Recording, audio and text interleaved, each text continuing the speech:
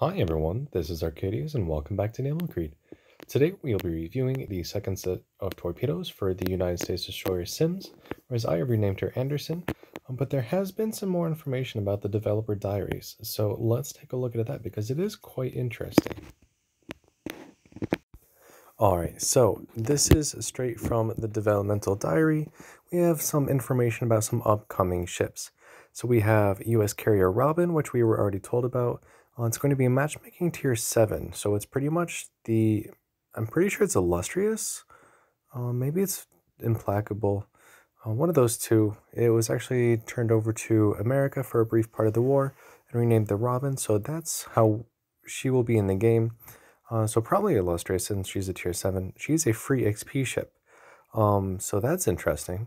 You can also get a discount on her if you purchase Victorious, which is the 9.2 matchmaking British carrier that was coming out that we saw pictures of earlier with the F4 Phantoms on. She is a prism ship, so you'll be able to grind free XP with her.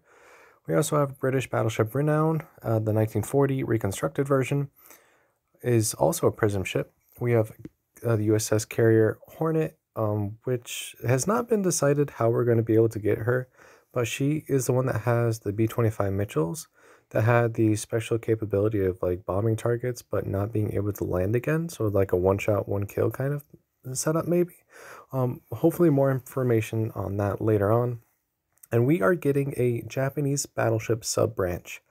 So after Amagi, we will have Izumi and we will have Omi. So Izumi is going to be a matchmaking 8.8, so kind of the same like as Iowa, so pretty much a tier 9. And it's the ship that was designed to replace Congo. So we have 410mm guns, the same kind of guns that we find on Nagato and Amagi. We have them arranged in two twins and two triples. And you can get her after Amagi. The concept of the ship is you have a really small, compact area of main armament, so a really smaller target, but you don't really have a good armor, but you have good firepower for the size of your ship. And then Omi is matchmaking 9.1, or pretty much a tier 10. And then we have, again, the 410s. We have two twins and two triples again. So you still have the same kind of armament, and you can get Izumi or Omi after promoting Izumi, which looks like it's 2 million XP needed to do so, which is a lot higher than pretty much any other ship, since it only takes about 500,000 to promote a tier 10, from what I remember. But you have higher muzzle velocity, it says, and you have bounce firepower and protection. Alright, so we have some pictures to go along with this. This is what Repulse, or not Repulse, Renown, the 1940 version will look like. She'll have the same 6 15-inch guns, or 381s, but she'll also have 10 twin dual-purpose secondaries. So I'm expecting a very, very high anti-aircraft rating, though it looks like that might be the only AA she has, because it doesn't seem like there's much else. So she might have some okay-ish secondary power and maybe pretty decent anti-aircraft defense. Who knows? We'll see more about her later on. This is what Izumi will look like. As you can see, you have the two twins and then the two super firing triples on her. It looks like she has some secondaries on the side. I'm not quite sure how effective those will be. Honestly, this is to me an ugly ship. I know it was technically an actual real design, and they were going to actually make it too, as far as I'm concerned. But that doesn't make it any more pretty to look at. And then lastly, we have Omi, which actually doesn't look terrible. It kind of looks like a mix between an Amagi and a Yamato. You have the two twins, and you have the two triples, super firing turrets. Looks like you have the triple 155s that are super firing those turrets. And then you have a pretty compact superstructure. Neither of these battleships look like they have much in terms of anti-aircraft defense at all.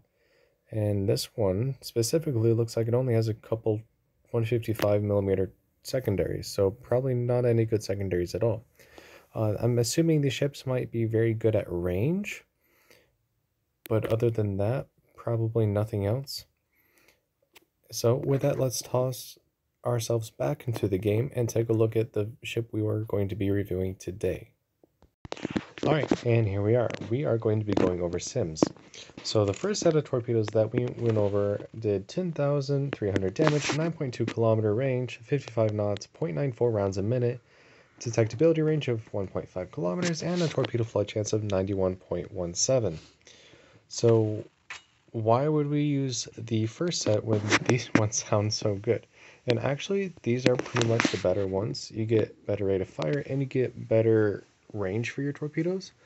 However, the first set of torpedoes do more damage, they go faster, and they have a higher flood chance. But the kicker for me, as you know by now, that I prefer range and rate of fire over pretty much damage. Though speed is pretty nice as well. But with 12,700 damage, 5.5 kilometer range, 66 knot torpedoes, 0.79 rounds a minute, and then 1.5 kilometer detectability and a 112.42 flood chance. These are not terrible either. Fully concealed, I have a 6.2 kilometer concealment, and my torpedoes actually go 5.9 kilometers, so I do have a bit of a buff there. And my rate of fire is actually 0.93 rounds a minute already. Let's see what it gets up to when I equip these. 1.10 rounds a minute. So you can still have a pretty fast rate of fire if you have enough buffs applied. But without anything like that, it might be kind of slow. But I think... Hold on, let's go back to Mayhem. Alright, so actually it's not terrible because we were able to use Mayhem's torpedoes pretty effectively in yesterday's video. And these are pretty much the exact same thing. So just a quick review, 5.5 kilometer range, slower rate of fire, but faster, more damage, more chance to flood. So with that, let's toss her into a game and see how we can do. Alright, and here ourselves a game, 1 carrier, 2 battleships, 3 cruisers, and 4 destroyers. Now they made the change to Sims before I even did the first video on her to change her to a 7.0 matchmaking ship. However, they didn't actually change the way that she's seen in game, so she's still tossed into tier 6 and 5.5 games. So you kind of are slightly overpowered because you were given a buff to at least your health. I do remember that. I do have health buffs and speed buffs applied, so do keep that in mind. However, even without speed buffs, Sims is the fastest American destroyer in the tech tree. I think Timmerman might actually be faster than her, but before her, she was the fastest in the entire for all American destroyers. Alright, so we have 2 quadruple torpedo launchers, pretty decent angles, and we have 4 main rapid firing guns. These guns are a lot better than Mayhem. Even if you do lose 1 gun, it's still nothing to scoff at. You can see here you have pretty decent angles as well. So I'm not afraid to get into gunfights with these destroyers. The cruisers, I will probably just end up torpedoing, same with the battleships. And then I can shoot the carrier, she doesn't need torpedoes. Your AA is nothing special. I mean, you do have some mounts on you can see like 20 mils. I don't think there's any 40 mils. I don't think you get 40 mils till Fletcher. Yeah, it looks like there's only some 20s. But it doesn't matter, you're not going to be shooting down a lot of aircraft anyways, and that's not really your job either. Okay, so we have our first victim here. We have other person already. Now let's switch over to explosive. I do remember I have accuracy equipped in her 3rd module slot instead of like AA or turret rotation or anything like that. So she should be quite accurate, and it seems to be working pretty good. A good thing about destroyers, or at least American destroyers from Sims and above, is that your turrets turn so quickly that you don't have to worry about which side that you need to engage ships on, because you can equip on either side. And I rushed that, that's fine. Alright, so we're going to kind of speed boost out of here, because we missed with those torpedoes. We sank that destroyer. Let's put some torpedoes out here. That destroyer's down. We can go after this mayhem now. But it looks like I'm gonna have to... Yep, okay, we're gonna go undetected here. Because I was taking a lot of damage from those two Byrons. Their secondaries are nothing to overestimate. Or underestimate, I should say. Right, and of course we're immediately set on fire again. That's nice. Double fire. I do enjoy that. But I will sink this mayhem. And we are back to being undetected. I'm going to turn my AA off. Oh, we're detected again.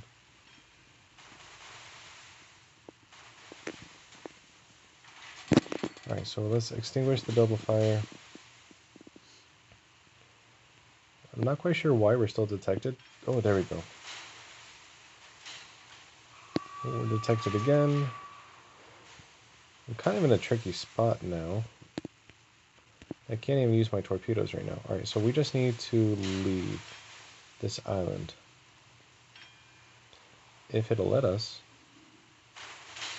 Please. Alright, cool. So we live to fight another day here. Well, it helps that the battleships were heading away from us as well.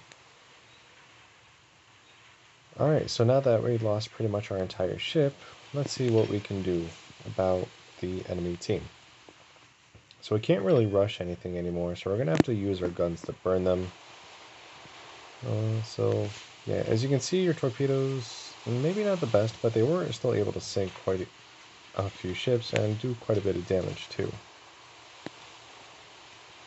Alright, so Byron secondary range is 5 kilometers. So as long as I can stay out of that, we'll be golden.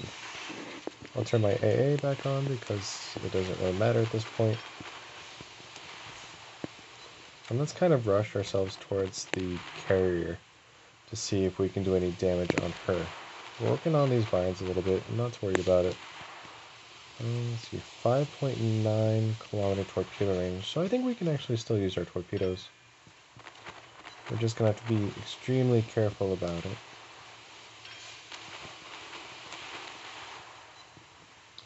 Our fire chance is pretty decent. Alright, let's see. We'll have to take care of this Arethusa here. She's a pretty squishy target anyways.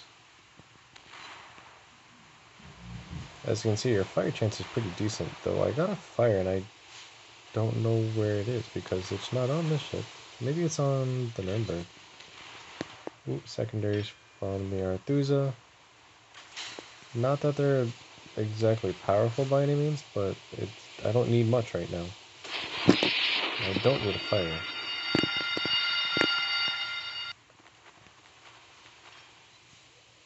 And we are supposed to be getting damage, but it doesn't really look like it. Dodging torpedoes from the torpedo bombers.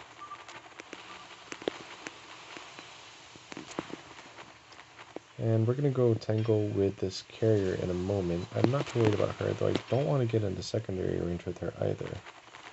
Here comes some dive bombers.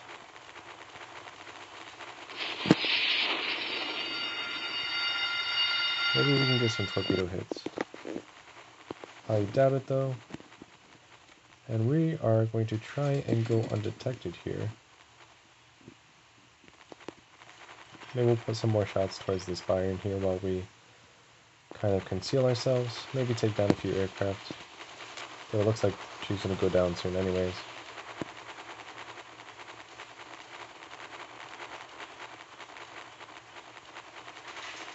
Alright, so we're just going to wait here. See if we can knock down some of these bombers. It would be really nice if we could. And yeah, our torpedoes didn't land, but we were pretty much at extreme range.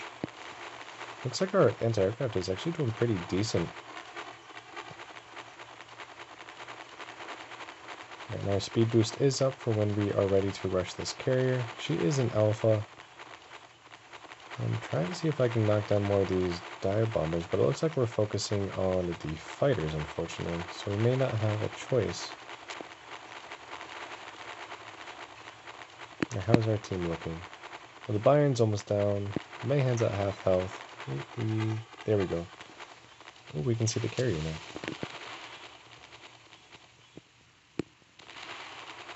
let's see if we can do anything from here while we still can see her. Hey, we got a citadel at almost 11 kilometers with high explosive. The armor on the ship is absolute trash, but if I'm coming in from the flight deck, she might have a little bit of a better advantage there. Alright, what do we have? 2 dive bombers. Alright, I'll survive. Oh, now there's only one.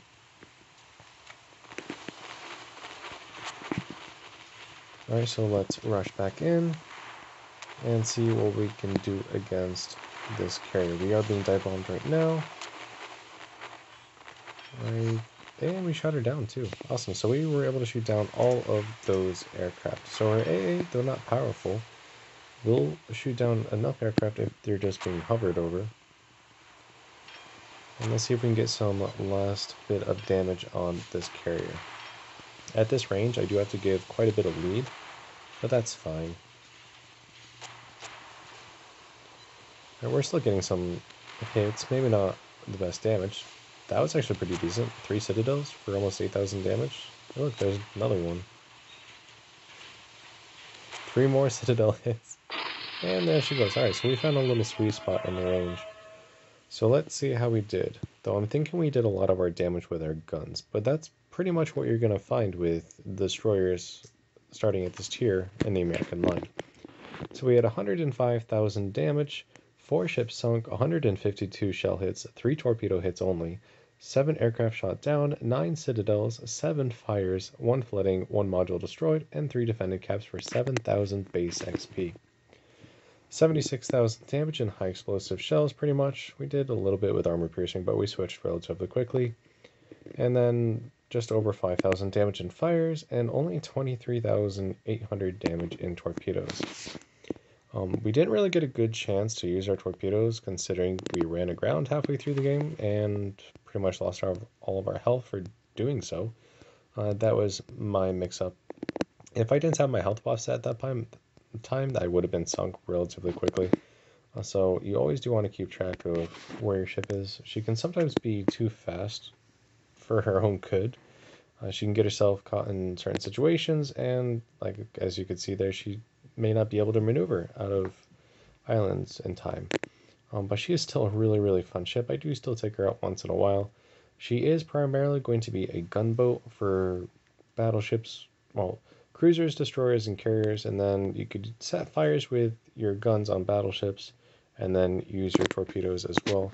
I do highly recommend the 9.2 kilometer ones because the rate of fire is better and the range, you don't have to worry about getting so close to ships. Even if their damage isn't as great or their speed isn't as great or the flood chance, honestly, I feel like the range and the rate of fire advantages that those torpedoes give you equal out and actually make these the better torpedoes. But that is up to you. If you like the video, make sure you like and subscribe for further content. And join me tomorrow while we go over the second set of torpedoes for Lo Yang. Because we've already gone over Benson's, and between Benson herself and Laffey. And then Fletcher doesn't have any, Halford doesn't have any, Gearing doesn't have any, and Le Fantasque doesn't have any. And neither does Kamikaze or Fen Yang. So we'll do Lo Yang, and then we'll do the second set of guns for Luda. So again, thank you for watching, and join me tomorrow for Lo Yang.